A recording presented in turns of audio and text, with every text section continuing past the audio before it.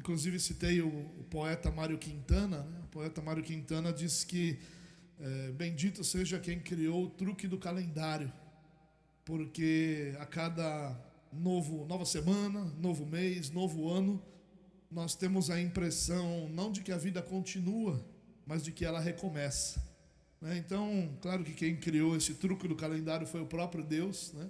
E claro que essa intenção que o Mário Quintana vê é uma intenção que possivelmente existia no Senhor, né? De que a gente tivesse essa percepção de recomeço, para que a gente pudesse repensar em algumas coisas, para que a gente pudesse pensar. Eu tenho certeza que você está fazendo isso, né? Muitos de nós já fizeram aqueles votos famosos de final de ano, né? Ano que vem eu vou fazer tal coisa, né? O famoso ano que vem. Então, alguns de nós já pensaram: ano que vem eu vou para a academia, ano que vem eu vou fazer minha dieta, ano que vem eu vou estudar aquilo que eu precisava estudar, ano que vem eu vou consertar isso ou aquilo que eu queria consertar. Ou seja, a gente tem muitos projetos, muitos pensamentos, muitas coisas no nosso coração que a gente aproveita essas oportunidades, que são tempos de recomeço, para tentar mais uma vez e para mais uma vez colocá-los em prática, né?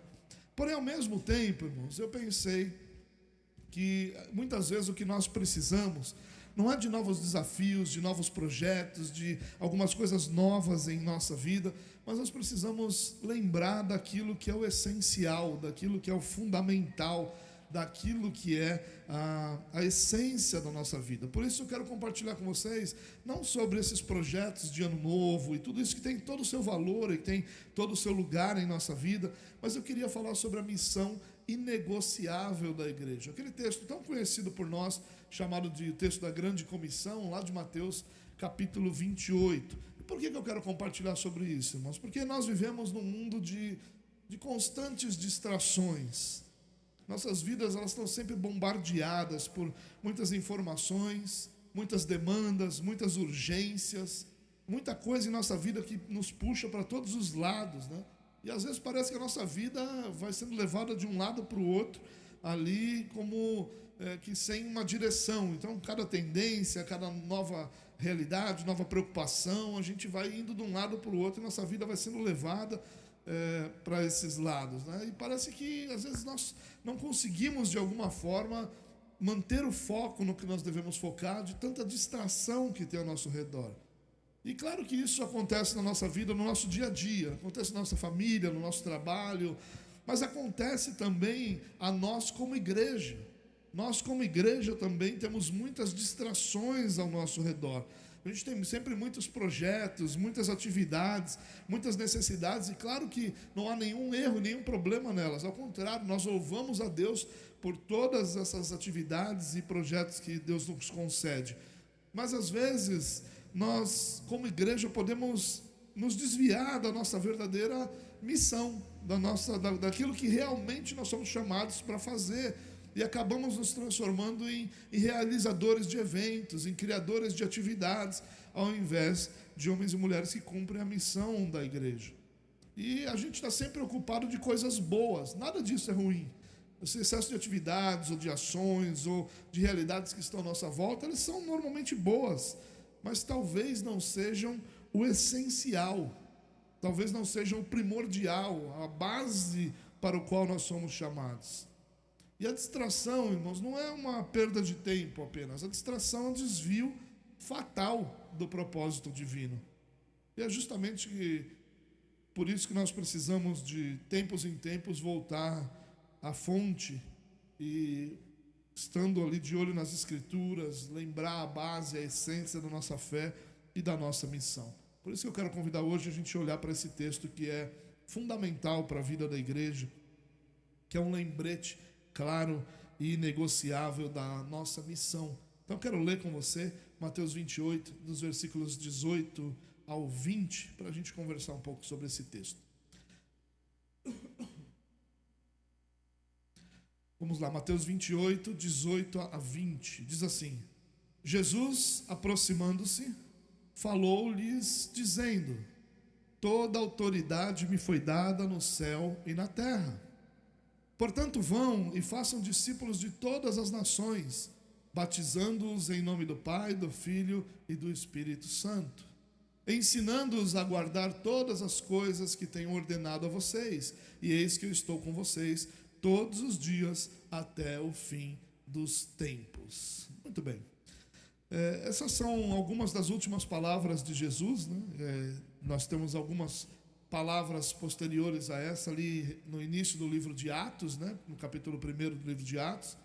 Mas são as últimas palavras que o Evangelho de Mateus nos dão, né? E eu entendo que essas últimas palavras de Jesus ali, eles vão ser um direcionamento para a igreja, né? Vão ser uma direção ali naquele momento crucial. Não são essas palavras que nós lemos, não são apenas um conselho de Jesus, um conselho piedoso, mas são um mandamento divino, carregado da autoridade, com uma promessa gloriosa, mas um mandamento para a igreja, uma ordenança para a igreja. E começa com o versículo 18, dizendo: olha, toda autoridade me foi dada no céu e na terra.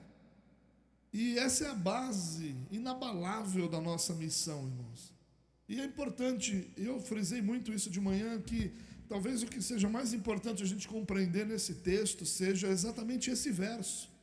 Como é baseado na autoridade de Jesus que toda a nossa missão se desenvolve, que tudo aquilo que nós devemos fazer se desenvolve. Primeiro porque essa nossa missão, já fica claro aqui, que ela não vai se desenvolver por nossa própria capacidade, não vai se desenvolver por recursos que nós temos, não vai se desenvolver por nossa inteligência, não vai se desenvolver por nada, né, pelo nosso esforço, nem por nada que haja em nós. A nossa missão ela é desenvolvida a partir da autoridade de Cristo. É nela que nós nos sustentamos para cumprir a nossa missão. Todas essas outras coisas que eu citei, elas vão ter o seu lugar, eles vão ter o seu uso, mas nada disso é fundamento da nossa missão. Nada disso é fundamental para o desenvolvimento da nossa missão. O que é fundamental para o desenvolvimento da nossa missão é a autoridade de Jesus. Toda a autoridade me foi dada. E é isso que Jesus mesmo diz. Como um ato soberano do Pai, toda a autoridade é dada a Jesus. O que isso significa? O que significa que toda a autoridade é dada? Significa, em primeiro lugar, que nenhuma força no céu ou na terra pode frustrar os planos de Jesus. Se a autoridade da nossa missão vem de Jesus, se nós suportamos a nossa missão na autoridade de Jesus, se é por essa autoridade que nós cumprimos nossa missão, nós não precisamos temer que absolutamente nada frustre esses planos que o próprio Senhor traçou. Se o Senhor decidiu gerar para si um povo, estabelecer para si uma igreja, trazer para si, junto de si, um povo para ele chamar dele, ele vai fazer isso. A nossa missão não é alcançar o que Deus objetivou. A nossa missão é sermos coparticipantes daquilo que Deus decidiu fazer. É na autoridade de Cristo, estabelecida por essa autoridade, que todas as coisas vão ser realizadas. Então não há força nos céus ou na terra que possam impedir essa missão ou os planos de Deus de serem concretizados. Em segundo lugar, a autoridade de Jesus, sermos baseados nessa autoridade, nos dá a segurança e a tranquilidade de que nós não precisamos inventar nem a nossa missão, nem os nossos métodos. Nosso papel não é ficar buscando por estratégias, o nosso papel é de uma obediência radical ao que Ele mesmo já nos revelou. Se Ele já nos revelou sua vontade, o que nós devemos fazer e como devemos fazer, o nosso papel é simplesmente uma obediência radical ao que Ele estabeleceu. Não que as estratégias não tenham o seu valor, irmãos, é claro que elas têm. Vou dar um exemplo. Nós estamos na nossa campanha para a troca do telhado e nós precisávamos de recursos. E é claro que nós fomos orar e nós fomos pensar e nós estabelecemos algumas atividades para gerar esses recursos. As estratégias fazem parte, mas as estratégias elas não podem ser a base daquilo que nós fazemos. Não podem ser a razão única daquilo que nós fazemos. Tem um pastor, de manhã eu citei o pastor Vidal, né? O pastor Vidal era conhecido até pouco tempo atrás como o homem da treta na internet, né? Aí a Nilce, depois de discipular muito ele, né, dele dormir muitas vezes no sofá, ele acabou com a treta na internet. Mas tem alguns outros pastores que continuam ainda com esse caminho, né? E um dos que é amigo nosso, já esteve até aqui conosco, ele faz muitas tretas na internet, e ele tem uma frase que ele posta muito, e ele diz assim que onde falta a palavra, sobram estratégias, né? E ele tem bastante razão nisso. Quando nós não buscamos aquilo que o próprio Senhor estabeleceu como maneira de executar a nossa missão, o que acontece? Sobram estratégias. Se a nossa confiança não está no fato de que a palavra é que vai transformar, no fato de que a palavra é que vai agir, a palavra é que vai nos levar ao fim que o Senhor estabeleceu, o que vai sobrar? Sobram estratégias. Vamos inventar maneiras de fazer aquilo que temos que fazer, porque a gente não está confiando no que tem que confiar. A nossa confiança, irmãos, para que nós cumpramos nossa missão, ela precisa estar em nenhum outro lugar, senão na certeza que nós temos de que toda a autoridade foi dada a Jesus. Por isso ele vai cumprir aquilo que o Senhor estabeleceu para ser cumprido. Todo o resto é secundário, todo o resto é periférico. As estratégias, elas vão existir, nós vamos ter atividades, nós vamos ter um monte de coisas que nós vamos fazer, mas tudo isso é secundário, a nossa confiança não está nisso. Nós não precisamos que isso seja feito para que a gente alcance os objetivos. O que a gente precisa é de confiança de que na autoridade de Cristo Jesus, Ele vai estabelecer a sua igreja, Ele vai estabelecer cumprir aquilo que Ele estabeleceu como missão para a igreja. Essa é a nossa confiança. Nosso papel de obediência radical que o Senhor ensinou, não de ficarmos inventando nossa missão ou nossos métodos. Precisamos confiar mais na palavra. É a palavra que transforma vidas, é a palavra que transforma corações. Em terceiro lugar, essa confiança no poder que foi dado a Jesus, ele nos mostra que nossa tarefa é simplificada. A nossa tarefa deixa de ser, como eu disse, inventar missão, inventar métodos, e passa a ser confiar. Confiar o quê? Confiar na soberania de Deus, confiar na eficácia da sua palavra. Se Deus deu a Jesus autoridade, essa soberania de Deus que estabeleceu quem tem autoridade, e a própria palavra de Deus em quem nós devemos confiar para a execução da nossa missão. A gente tem que tirar de sobre os nossos ombros esse desespero por uma performance perfeita e confiar que Deus vai cumprir aquilo que Ele mesmo estabeleceu. Vamos confiar na soberania de Deus, vamos confiar na palavra de Deus, vamos fazer sim, mas vamos fazer de acordo com aquilo que o Senhor estabeleceu que nós devemos fazer. Pense num general que dá ordem a seus soldados. Eu até brinquei de manhã que essa imagem não é muito interessante, né? Antigamente, quando a gente pensaria num general, a gente pensaria que ele ia dar ordem a ser obedecida, né? Aqui no Brasil, o general é preso. Mas imagine no mundo perfeito como é que funciona. O general dá uma ordem, e ele dá ordem àqueles que estão abaixo dele na hierarquia do exército. O que a gente espera que aconteça? O que a gente não precisa ter dúvida? De que aquela ordem vai ser executada, de que aquela ordem vai ser cumprida. Que os recursos vão ser providos pelo general, pela companhia, e que a estratégia vai ser provida pelo general. E o que resta aos outros? Confiar em todas essas coisas e executar a ordem. A ideia é mais ou menos a mesma coisa. O Senhor estabeleceu nossa missão. O Senhor nos ordenou como isso vai ser executado. O Senhor nos dá a provisão para que isso seja executado. Então a nossa função não é nos preocupar com essas coisas. A nossa função é nos preocupar em executar a ordem que foi estabelecida. A preocupação contínua que nós temos com os recursos que nós precisamos, com a mão de obra que nós precisamos, com tudo isso, é uma distração também. Porque pode nos levar para longe da confiança no Senhor e nos focar somente nisso.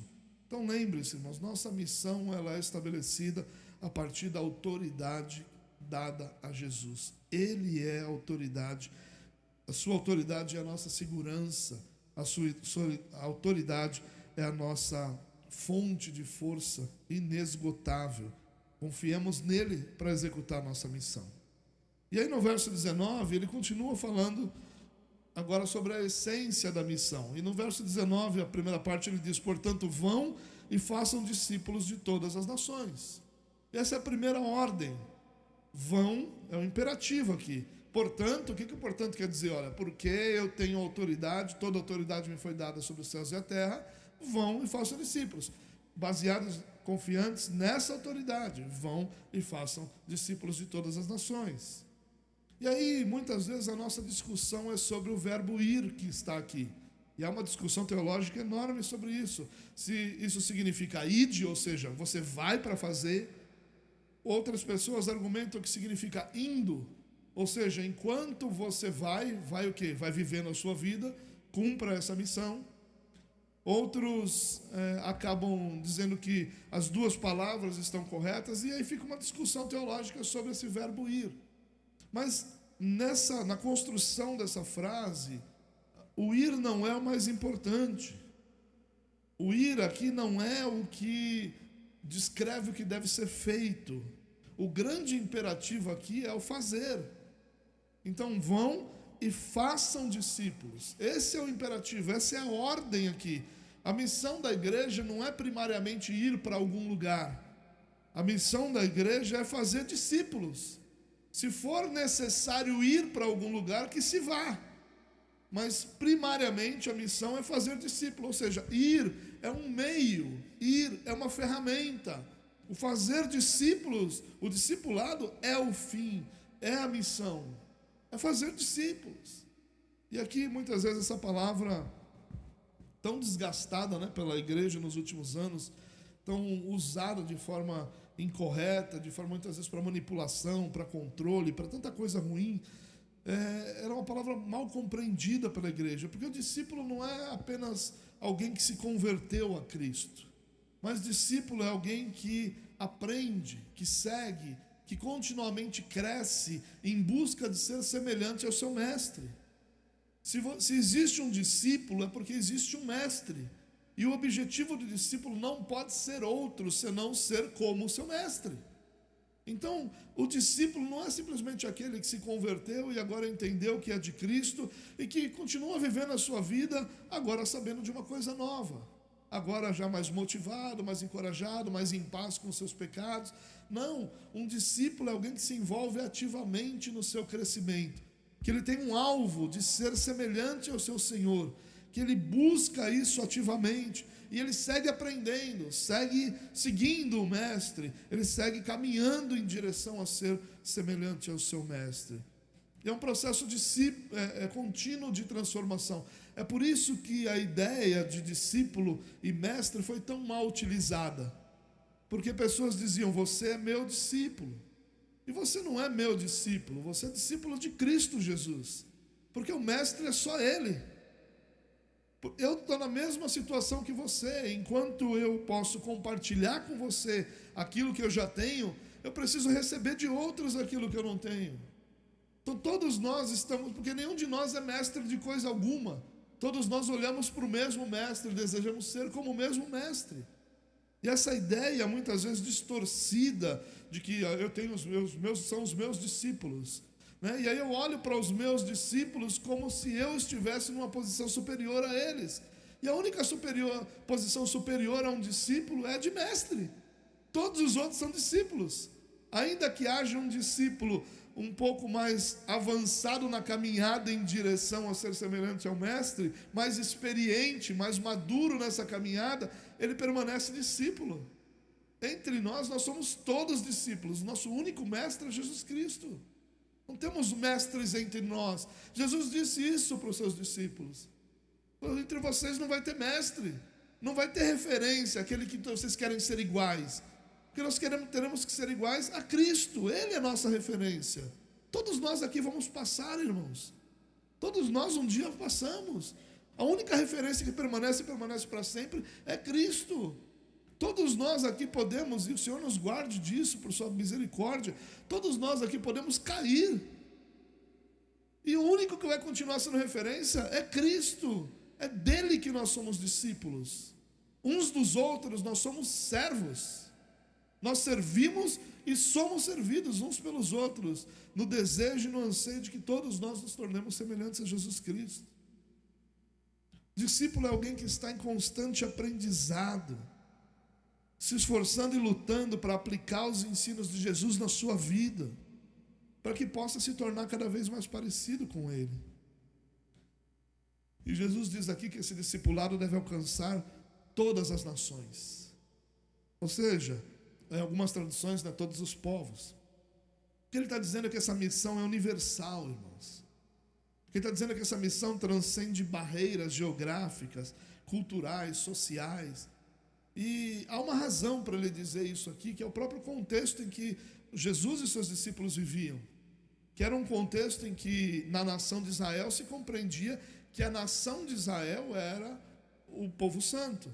E que fora da nação de Israel não havia salvação. Então precisava ser primeiro judeu para depois pensar em ser salvo. E o que Jesus está dizendo aqui é que o evangelho deve não ter essas limitações, sejam elas quais forem, geográficas, culturais, sociais, como eu disse, mas também não deve ter barreiras étnicas, de línguas, de povos. Não há diferença entre povo algum, entre pessoa alguma, naquilo que é o alcance do evangelho. Então, não há povo que não precise ouvir e responder ao chamado de Cristo. Nós não somos um povo de Deus no sentido de que somos o único povo de Deus. Como disse certa vez, dito certa vez, né?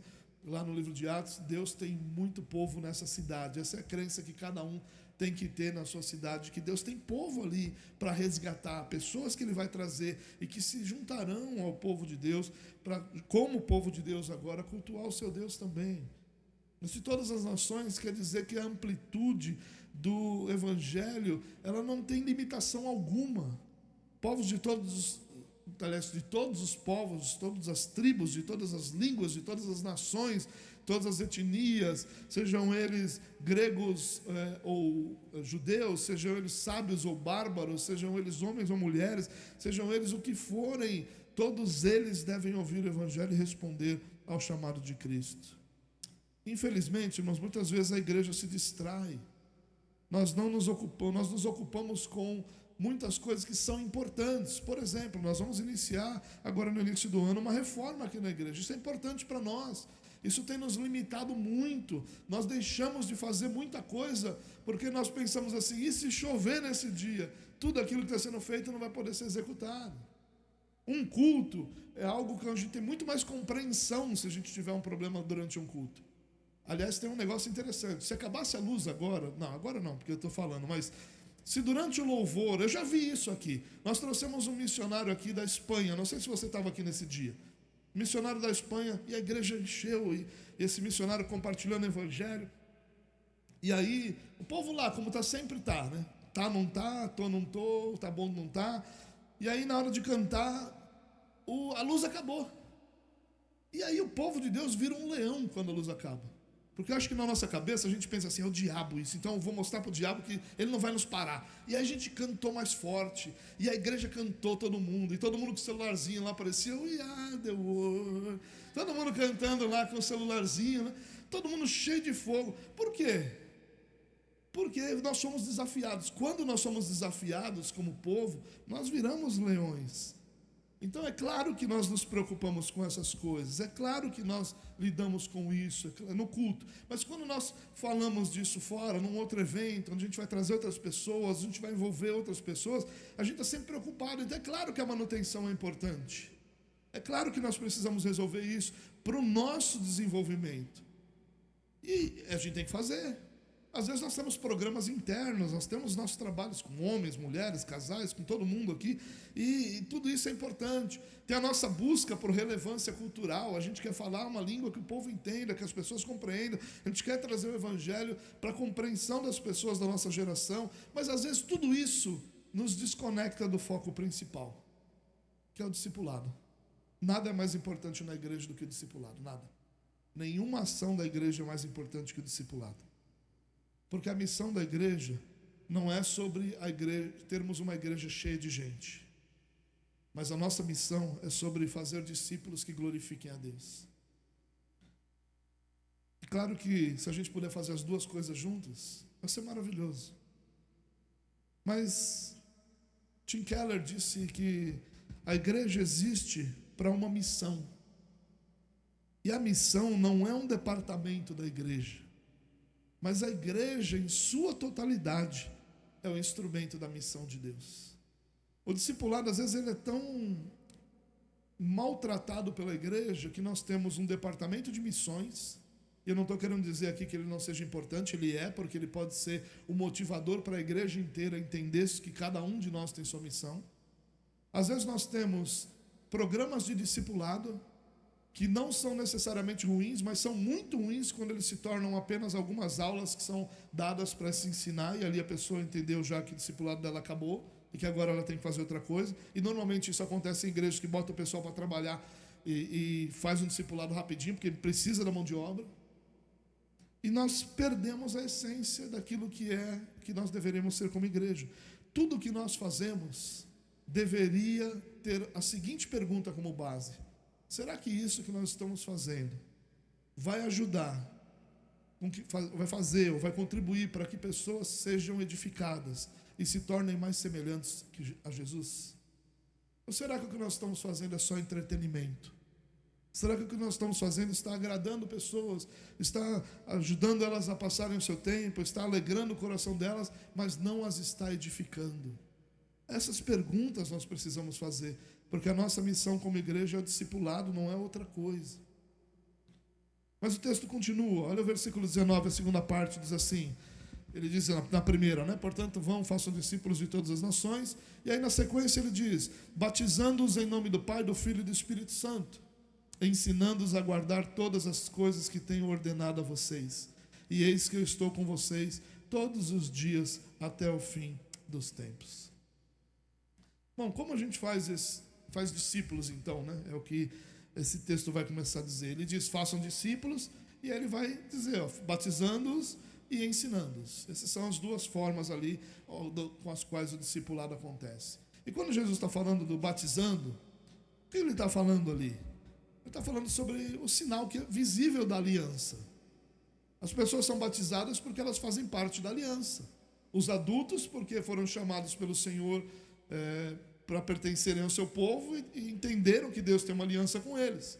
As crianças porque os pais entendem que Deus tem uma aliança com eles, com sua família, e portanto eles fazem parte, os filhos fazem parte da aliança também. E por conta disso tudo nós batizamos. É o sinal visível da aliança, é a entrada na comunidade de fé, é a identificação pública da nossa fé com Cristo, é a porta de entrada para a vida de discipulado, é o batismo, é o testemunho de uma nova vida em Cristo Jesus. Ou seja, a pessoa que, seja por sua própria fé ou pela fé dos pais, está envolvida pela aliança com o Senhor e que agora tem um único caminho para trilhar, que é o caminho de ser semelhante a Jesus. E como é que esse caminho de ser semelhante a Jesus é trilhado? Pelo ensino. Mas perceba que a ideia aqui, irmão, não é um ensino superficial. É ensinando-os a guardar todas as coisas que vos ordenei. Isso implica no quê? Em instrução profunda, prática da palavra de Deus.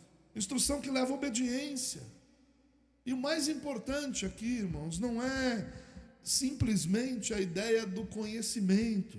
Não é só acumular conhecimento, mas é a ideia de um conhecimento que produz vida, que produz prática, que produz piedade.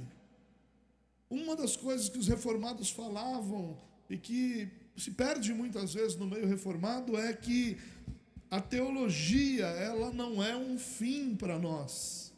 A teologia é um meio de viver piedosamente. Nós conhecemos Deus não para falar sobre Ele, para saber quem Ele é, mas nós conhecemos Deus para nos relacionar propriamente com Ele, corretamente com Ele, de forma santa diante dEle.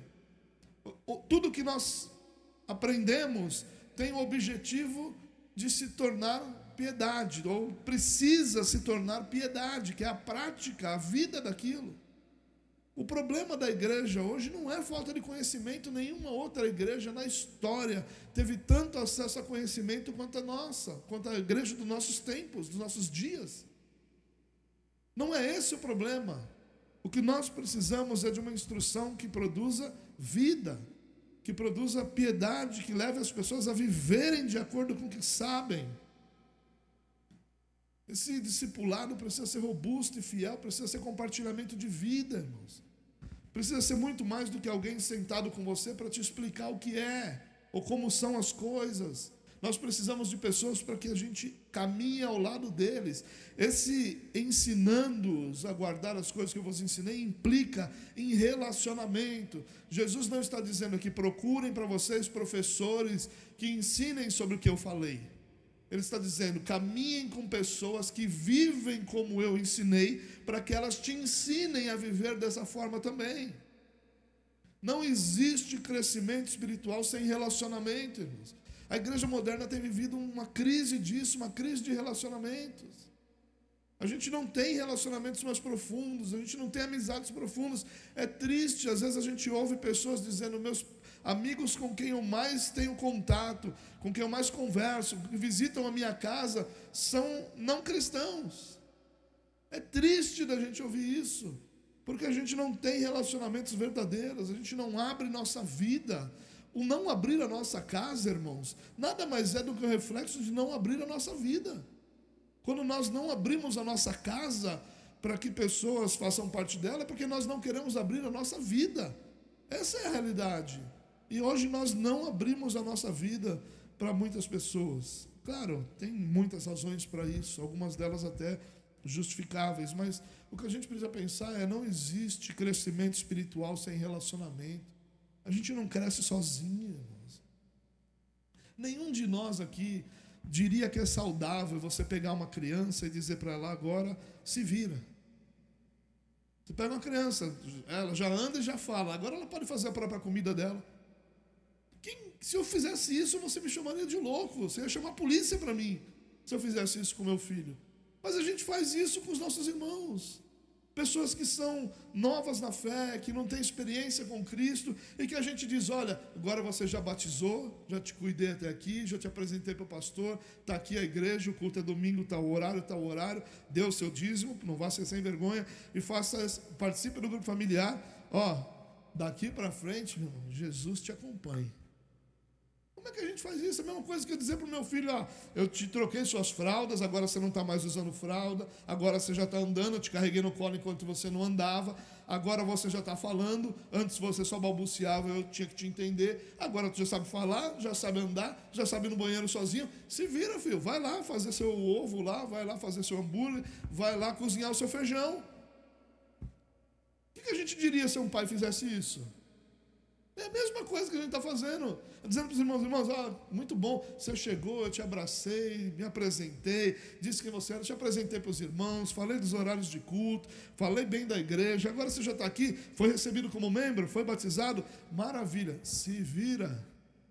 Não pode ser, não pode ser. Nós precisamos de relacionamentos. E existe o oposto também, irmãos, que a gente às vezes não pensa, que é com essa nossa postura, a gente também não recebe. Nós também precisamos. Existem pessoas que têm experiência, independente de idade ou de tempo de vida cristã, mas que têm experiência, que podem compartilhar conosco, a nos edificar muito. Muito. Existem pessoas cujas experiências de vida, cujas experiências com o Senhor, cujo serviço diante do Senhor tem muito a nos ensinar, cuja piedade, cuja vida de oração, cuja vida de devoção à sua família, ao seu Deus, à sua igreja, tem muito a nos ensinar. Como é que nós podemos nos fechar para isso? Achando que está tudo bem, nós vivemos a nossa vida isolada. É mais fácil viver isoladamente, não é? É muito mais fácil. Se você chega em casa depois do trabalho e você vai receber alguém, você tem sempre que dar um tapinha na casa, né? O dia que você for na minha, você vai ver que lá em casa a gente não tem essa regra. Se incomodou, pega a vassoura, pega o rodo e pega o pano. Não incomodou, fica quieto. A gente não vai fazer isso. Mas a gente sempre tenta dar um tapinha, né? Pelo menos tirar as coisas fora de ordem, né? Eu tenho 4 cachorros, então você imagina a bagunça que às vezes fica a casa. Mas aí você chega cansado, não tem esses relacionamentos, o que você faz? Depois eu vejo isso. Já para amanhã eu faço isso. É claro que é muito mais fácil. É muito mais fácil viver sozinho. Eu não preciso me preocupar com ninguém, eu não preciso me preocupar com nada. Eu não preciso ter a minha mente ocupada com outra coisa, senão com a minha própria vida.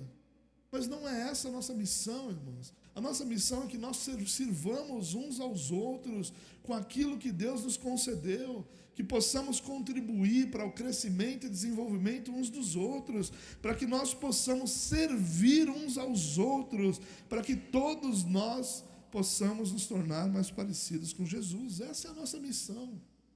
Qualquer outra coisa, irmãos, nos aproxima muito mais de um clube do que de uma igreja. É isso que nós deveríamos fazer. É isso que nós deveríamos ter. Eu não estou chamando a sua atenção como alguém que não faz isso. Eu estou dizendo que nós precisamos nos voltar para isso. Todos nós, sem exceção. Porque é impossível que nós sejamos pessoas completamente isoladas da cultura em que nós vivemos. Todos nós somos frutos da sociedade que nós vivemos. É impossível que... Eu vou dar um exemplo. O fato de nós termos desenvolvimento de tecnologia, a gente abraça isso. A gente não vive sem isso. Ninguém hoje ousa dizer, quer dizer, tem alguns que sim, mas pouquíssimos. Eu não vou ter um celular. Se vira, quer ir comigo, manda o pombo correio. Ninguém vai dizer isso. Todo mundo vai ter um celular. Porque é um meio de comunicação hoje. Né? Ó, tem um telefone na minha casa, se quiser me liga. A gente não sabe, tem geração que não sabe nem o que é. Se vê um aparelho desse, você não sabe o que é. Vai achar que é um videogame novo. Não sabe nem o que é um aparelho desse aí. Claro que nós somos moldados em grande parte por nossa sociedade. Os nossos costumes são moldados. O problema é que às vezes nossa mentalidade também é. E a mentalidade da nossa geração é uma mentalidade isolacionista. É uma mentalidade individualista. É uma mentalidade de relacionamentos que só existem enquanto eles são benéficos. São relacionamentos utilitários. Enquanto eles têm utilidade, eles são mantidos. Mas quando eles perdem sua utilidade, é por isso que nós deixamos de ser amigos de pessoas como trocamos de roupa. Deixamos de fazer parte da vida das pessoas como nós deixamos, de repente, uma calça de lado porque ela não está mais confortável, porque ela já está mais velha. Essa é a mentalidade da nossa geração. E como igreja nós precisamos nos proteger disso. Não porque nós queremos ser diferentes, mas porque nossa vida, nossa espiritualidade depende disso. É impossível que nós atinjamos o melhor ou a plenitude da nossa espiritualidade sem relacionamentos verdadeiros, sem relacionamentos profundos, sem que a gente tenha alguém para dizer para a gente, você está errado. Hoje a gente não suporta alguém dizer isso para nós. A gente precisa de pessoas assim, porque essas pessoas são muito benéficas para a nossa espiritualidade, ainda que a gente não enxergue, né? Mas são muito benéficas para nós. E o que Jesus então fala? Ele diz, olha, ensinem a guardar todas as coisas que eu vos ensinei. Ensinem. Caminhem com eles para que eles vejam vocês fazendo. Caminhem com eles para que eles escutem de vocês sobre aquilo. Caminhem com eles para que ao caminhar com eles as dores deles se tornem aparentes e você possa ajudá-los a tratar e lidar com essas dores. Nós precisamos disso. E para nos encorajar nessa jornada, que é difícil. Se não fosse difícil, a igreja não lutaria toda a sua existência para abandoná-la. Porque a maior luta da igreja hoje é sempre tentando abandonar a sua missão. Por isso que nós temos, a cada geração, nós temos uma geração nova de igrejas. Algum tempo atrás, a gente teve uma geração de pessoas que só se preocupavam com música. A pregação foi encolhendo, e a música foi esticando, até a própria música foi esticando. Tinha um poderoso Deus que enquanto não desse 312 vezes não podia acabar a música. Poderoso Deus. E você já não tinha nem voz, mas ele estava lá. O Deus falou, já sei que eu sou poderoso, para de cantar isso aí. Fala outra coisa, pelo amor de Deus. E a gente estava lá, aparecia lá no telão, poderoso Deus, entre parênteses, 312 vezes. Que eu tinha que cantar. Era uma geração que só pensava na música. E aí, de repente, veio, e acho que a pandemia contribuiu muito com isso, né? Um movimento de que as pessoas puderam parar, sentar, ouvir a palavra, e começaram a desejar a palavra, buscar a palavra. E isso tem feito um movimento que tem mudado. Mas hoje a gente tem uma geração onde a grande preocupação não é a qualidade da palavra, é a grandiosidade do culto. Então nós temos hoje muitas igrejas cuja a parte de iluminação, de som, de ambiente, recebe todos os recursos. E a palavra, mais uma vez, vai sendo deixada de lado, ou vai sendo moldada também para o mesmo conforto que o ambiente dá. A gente vive uma geração hoje que busca igrejas cuja principal característica é conforto. Aqui eu estou confortável, aqui eu tenho o que eu quero, aqui é gostoso, é aqui que eu vou ficar. Mas não buscam essa questão de crescimento, de entender como podem, como precisam crescer. Nós precisamos crescer, meus irmãos. Nós não podemos viver isso. E para nos encorajar a essa tão difícil missão que é a nossa, de servir uns aos outros, de sermos servidos uns pelos outros, Jesus nos dá uma promessa aqui, dizendo: olha, eis que eu estou com vocês todos os dias até o fim dos tempos. Como se Jesus estivesse dizendo: vocês não estão sozinhos nessa, eu estou com vocês nessa. Eu sei que a jornada é difícil, eu sei que a missão é difícil, eu sei que todas as dificuldades que virão, e a sociedade sempre vai construir realidades contrárias à missão da igreja, mas essa presença constante de Cristo, que é o nosso consolo, a nossa força, a nossa certeza de vitória. Irmãos, pense num pai que caminha com seu filho por um lugar perigoso. Um pai que de repente vai com seu filho para um parque onde tem brinquedos que são desafiadores. E eu lembro uma vez do meu filho. Meu filho sempre detestou esse tipo de brinquedo. Ele tem uma teoria: eu não preciso sofrer mais do que aquilo que já é obrigatório na vida. Então, para que eu vou numa montanha-russa, sentir o sofrimento, pagar para isso? É a teoria dele. A teoria dele é: a vida já tem sofrimento suficiente para que eu inclua aqueles que não são necessários. E ele detestava montanha-russa, elevador. E uma vez a gente foi num parque, Beto Carreiro, e aí: filho, vamos ali? Não, sofrer de graça ali? Vou. Vamos ali? Vamos. Aí eu consegui convencê-lo aí na montanha-russa. E aí eu falei: eu vou contigo. Falei: então vamos. A montanha-russa mais ou menos ali. E aí a gente sentou. Eu lembro que ele pegou na minha mão. Ele devia ter, sei lá, uns 10, 12 anos, eu acho. 11 anos. Pegou na minha mão, e quando a montanha-russa... Aí eu falei: filho, tô contigo aqui. Vamos lá, vai dar certo esse negócio. Vamos junto. E aí, mal sabia ele que eu também morro de medo desse negócio. Mas tô lá, eu sou o pai, eu tenho que estar firme lá. Firme, né? Tô aqui, o pai tá aqui. Acontecer qualquer coisa, deixa comigo. Né? Coitado. Bom, enfim, criança é criança. E aí começou a andar, meu filho falou assim: por que eu aceitei vir aqui? Na hora que começou a andar, aquele negócio começou a subir, e eu só pensava comigo: por que eu quis ser um pai que ensina essas coisas para os seus filhos? Então, o que eu guardei muito disso, irmãos? Que às vezes a gente, primeiro, né, como pai ali, a gente sofre, né? E não, eu não estou falando de paternidade espiritual, não, porque eu acho isso uma das teologias mais horrorosas que existe na igreja, essa paternidade espiritual. Mas quando a gente fala de servir uns aos outros, ele é desconfortável para nós também. Às vezes a gente está em uma situação de sofrimento para que o outro possa vencer aquilo também. Então é o famoso chorar com os que choram, né? Não é muito gostoso quando você é convidado para um churrasco, mas é difícil quando você é convidado para resolver um problema. Mas o que eu mais aprendi ali foi o seguinte: é que nós temos muitas vezes a capacidade, isso é algo que Deus vai construindo em cada um de nós, de fazermos com que alguém que não viveria aquela experiência, que não passaria por aquilo sozinho, possa enfrentar aquilo confiando no fato de que ele não está sozinho. E nós podemos ser essas pessoas, irmãos.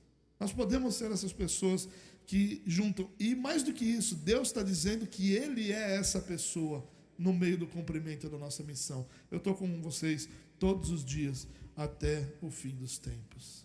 É desconfortável. Quero contar uma última história para vocês. Eu sabe que eu não gosto muito de contar as histórias, mas essas histórias, né? Mas eu só vou contar. Eu era pastor no Rio Branco, e tinha uma família lá que a gente já tinha recebido ela umas 2, 3 vezes em eventos. A gente fazia muito evento de comida lá, era maravilhoso. A gente tinha noite da pizza, noite do caldo, noite de tudo lá. E aí a gente já tinha recebido essa família algumas noites e tal, e a gente evangelizando essa família. E aí apareceu que eles iam encher uma laje da casa deles. Não sei se você já encheu laje na sua vida. E aí Ô pastor, vai encher a laje lá. Tá aí. Então, olha que oportunidade. Eu falei, vai lá, irmão, Deus te chamou aí. Não, pastor, vai lá o senhor e tal. Bom, enfim, me convenceram. E eu falei para ele, quando é que é a laje? É tal dia. Conta comigo que eu vou lá. Beleza, fui eu lá. Irmãos, o negócio começou.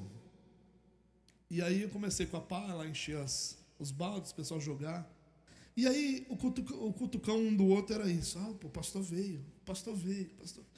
E o negócio foi acontecendo o seguinte, cada vez menos pessoas foram trabalhando. E cada vez mais baldes foram sendo jogados na minha frente. E eu percebi que aquilo ali era, não vou dizer um teste, mas o pessoal estava maltratando mesmo ali, né? E aí eu falei, Senhor, o que eu vim fazer aqui? Bom, mas enfim, fiquei lá, enchi todos os baldes que eu podia, eu era mais novo na época, Deus me ajudou com essa questão, e fiquei todos... E eu me lembro que, quando acabou tudo aquilo, eles foram fazer um churrasco e tal, eu falei, irmão, e eu realmente tinha um compromisso, um miserável compromisso que eu tinha. Mas eu tinha um compromisso, eu não pude ficar por churrasco. E eu lembro que depois, a conversa do irmão que ficou lá, foi de como aquelas pessoas tinham ficado impressionadas de que alguém que não tinha nada a ver com eles tivesse dedicado aquele tempo. Todo mundo que estava lá era amigo dele.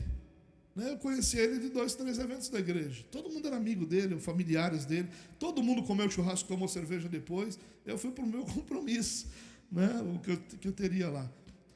E aquilo impactou essa família. Essa família hoje é cristã, ele serve a Deus e lá na igreja que eu participava, ele estava bem perto, inclusive, de se direcionar para o pastorado, A gente ficou muito feliz com isso. Mas a grande lição para mim ali foi, irmão, não foi que a gente fizer coisas as pessoas vão ser ganhas. Ele só veio para Cristo, não foi porque eu fiz isso. Foi porque o Espírito Santo resolveu regenerá-lo. Não teve nada a ver com o meu trabalho. Mas o que eu fiquei pensando, o que eu aprendi ali é que se a gente quer servir uns aos outros, a gente vai ter muito mais esse tipo de realidade do que momentos de conforto e de lazer. O serviço, ele não é fácil, ele é doloroso. A nossa confiança precisa ser, eu sirvo porque a autoridade que me sustenta é de Cristo, e eu sirvo porque eu não estou sozinho, Cristo está comigo todos os dias. Essa é a nossa confiança. E aí a gente pode servir com tranquilidade, sabendo que é o Senhor que nos sustenta, que é o Senhor que nos abençoa. Eu quero terminar aqui com umas aplicações bem rapidamente para você. 3 delas. Primeira aplicação. Reavalie suas prioridades. E aqui eu quis aproveitar essa virada de ano, que a gente vai fazer isso e faz isso, e a gente é instruído a fazer isso e motivado a fazer isso, Talvez fosse uma ótima época para a gente olhar para a nossa vida, para o nosso tempo, para os nossos talentos, para os nossos recursos e olhar para onde está o nosso foco principal. Será que o nosso foco principal está alinhado com fazer discípulos?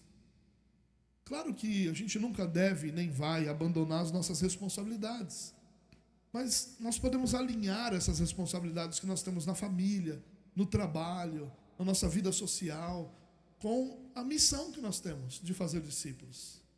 Por que nós não podemos viver uma vida onde todas as outras responsabilidades que estão sobre nós tenham um alinhamento com o fazer discípulos? Nós não podemos viver essa vida dicotômica. No meu trabalho é o meu trabalho, ali eu sou o profissional e fora dali eu sou o cristão. Não, você deve ser as duas coisas nos 2 lugares. Fora do seu trabalho você deve ser profissional também. E ter a mesma postura profissional que você tinha lá, mas dentro do seu trabalho você tem que ser o cristão também.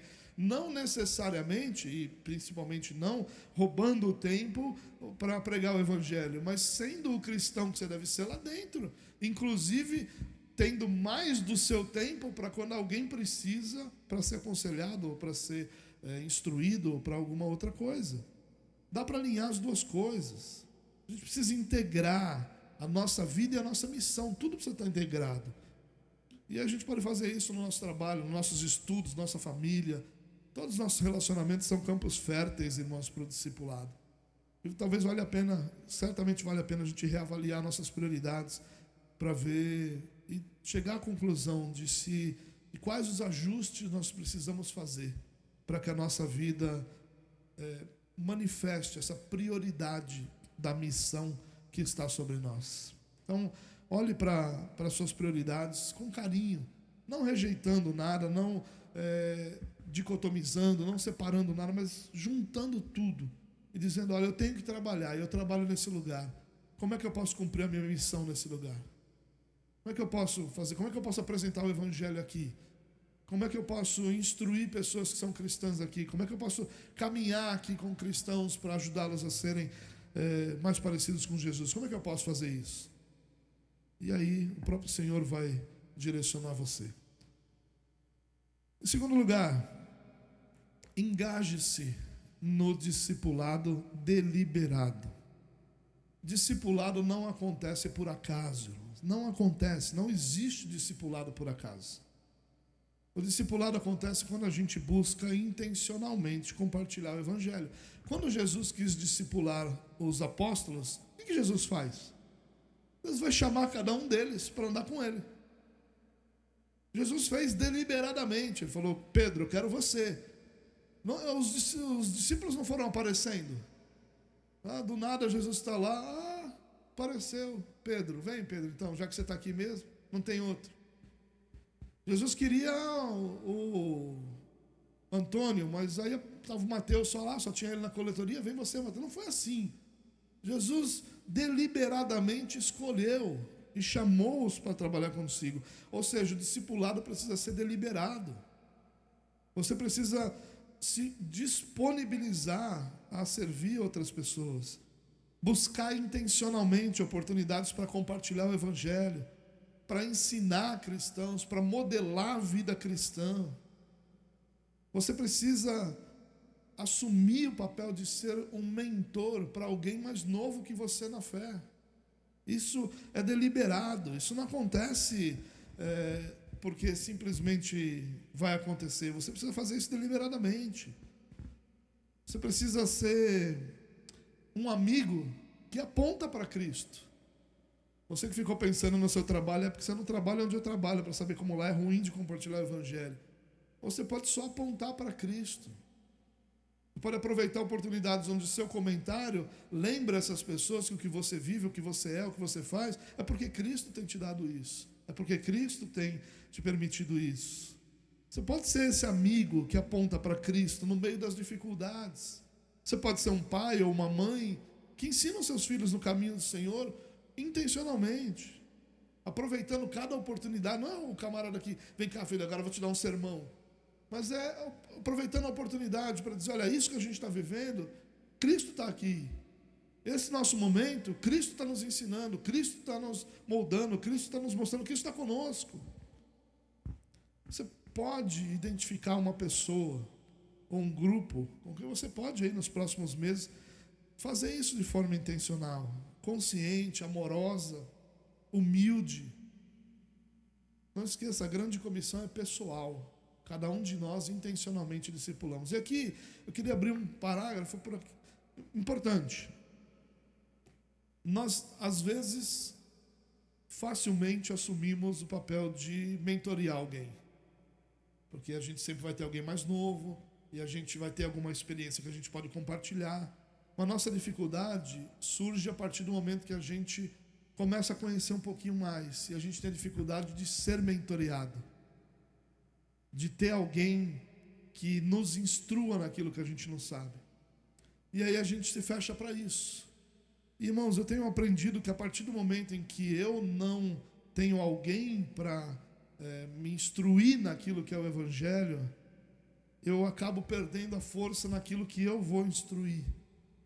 Porque se eu não sei as dificuldades que é ser contrariado, que é ser confrontado, que é de alguma forma ser apertado por alguém que tem mais experiência que eu, que vai dizer: vem cá, rapaz, isso aqui está errado. Se eu não tenho isso, essa experiência na minha vida, eu não vou saber como fazer isso com outra pessoa, a não ser com arrogância, a não ser com essa sensação de que eu sou superior. Para que eu faça isso com humildade com outros, eu preciso saber o quanto isso dói quando a gente ouve. Eu preciso saber o quanto é difícil ser confrontado, o quanto nós lutamos com nossa própria realidade quando alguém fala que a gente está errado. Se eu não tenho isso, aqui é cheio de uma postura ruim, é cheio de soberba, é cheio de superioridade, é cheio de uma atitude que não contribui com absolutamente nada. Eu preciso me colocar à disposição para servir, mas eu preciso também aprender de alguém.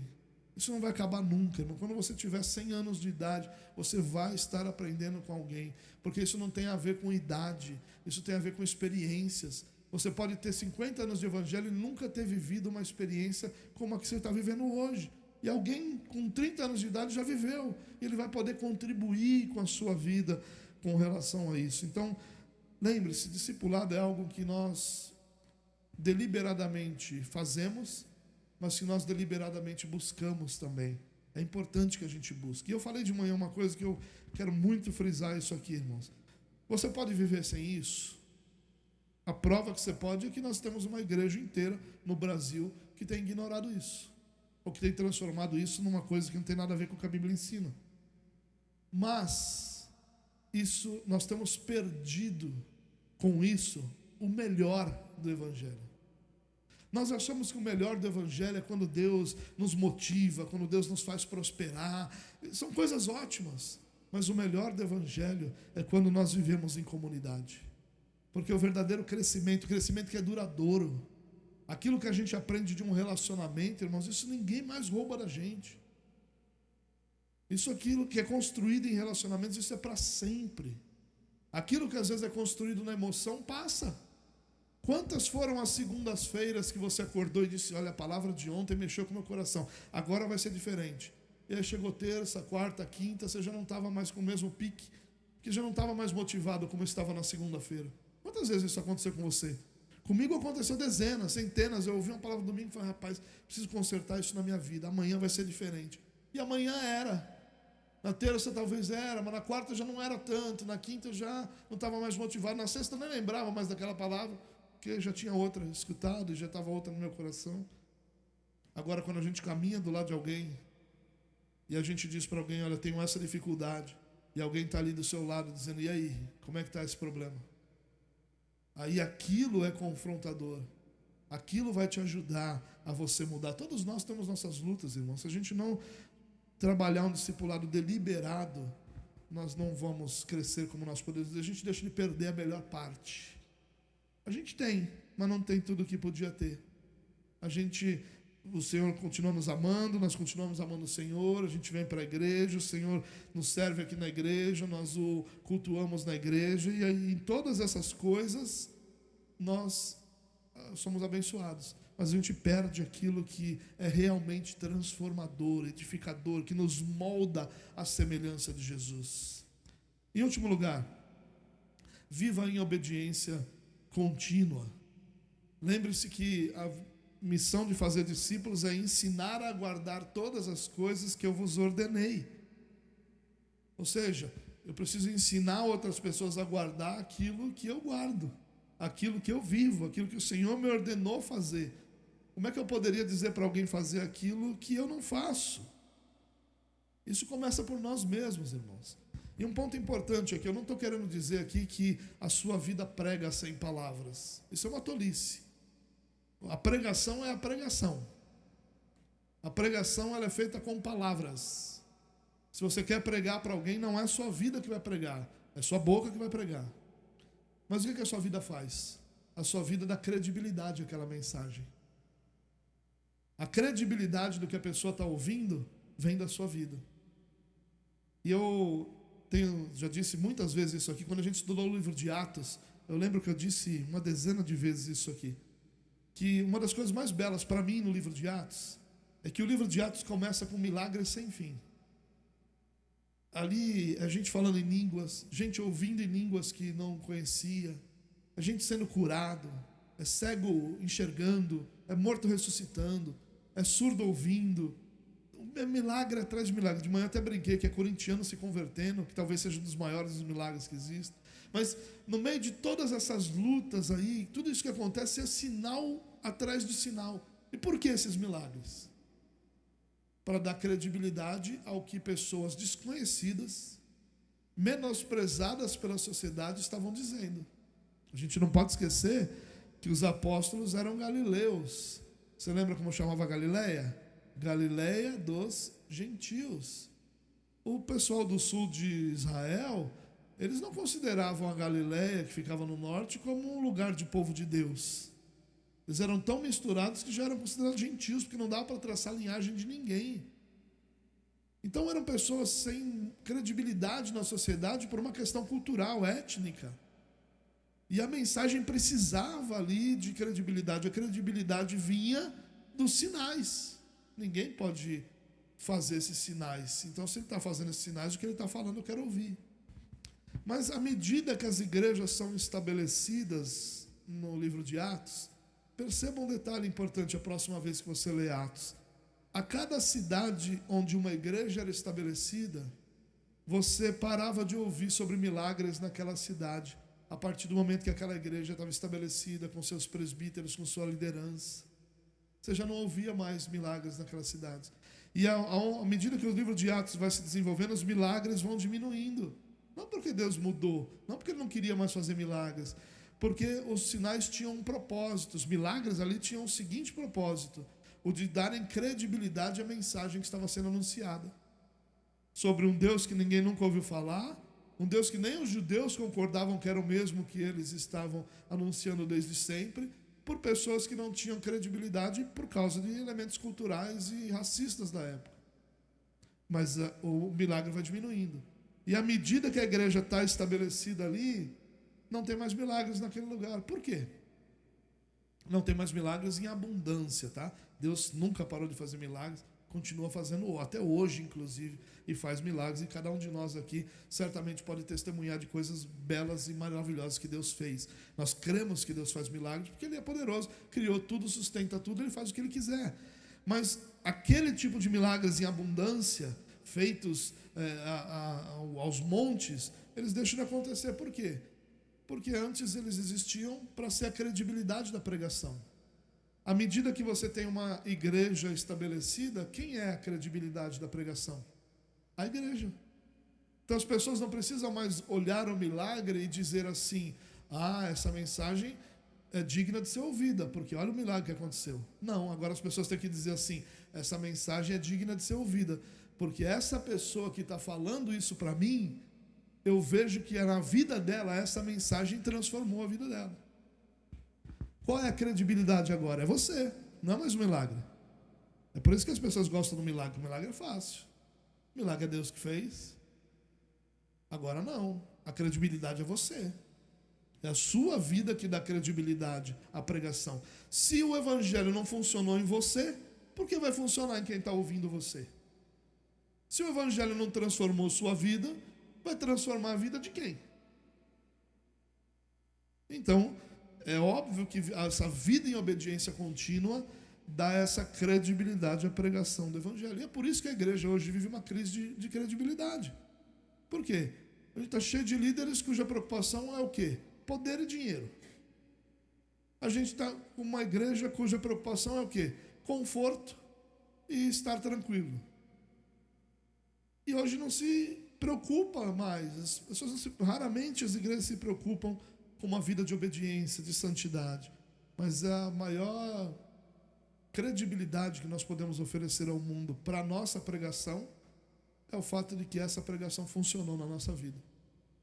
Se quando eu ouvi essa palavra, ela transformou minha vida, isso não quer dizer que você tem que ser perfeito.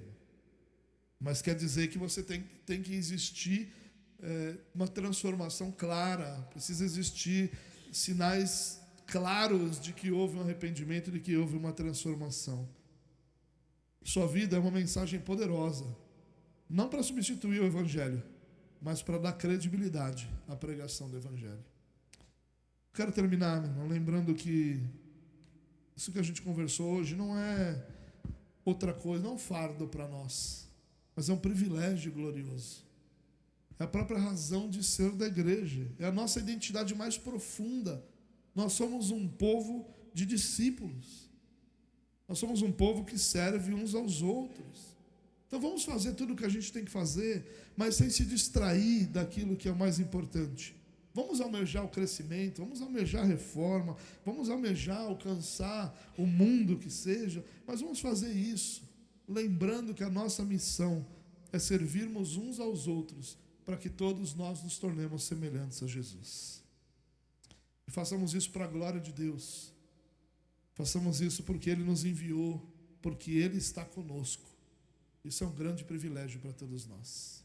Amém? Vamos orar? Senhor, muito obrigado por Tua bondade, por Tua graça, por Tua misericórdia, por nos chamar como igreja para sermos Teu povo. Obrigado porque o Senhor é aquele que tem nos sustentado em todas as coisas e nos ajudado a caminhar diante do Senhor. Que o Senhor nos dê um coração disposto, Pai, a abrirmos a nossa vida uns para os outros, para servirmos uns aos outros. Ajuda-nos a termos a alegria de podermos edificar aqueles que estão ao nosso lado. Ajuda-nos a termos a humildade de entender que nós só podemos compartilhar aquilo que o Senhor já nos deu. Nós não compartilhamos o que nos faz melhores, mas nós compartilhamos aquilo que recebemos do Senhor. E ajuda-nos a compreender também a necessidade que temos de ter alguém ou algumas pessoas que ao nosso redor possam nos servir com a experiência, a sabedoria, o conhecimento que tem, de forma que em todas essas coisas nós sejamos edificados e o Teu nome seja glorificado, Pai. Ajuda-nos, abençoa-nos, Deus, para a glória do Teu nome, Pai. Amém. Amém. Amém, queridos. Hoje é o último domingo do mês e o último domingo do mês nós ceiamos.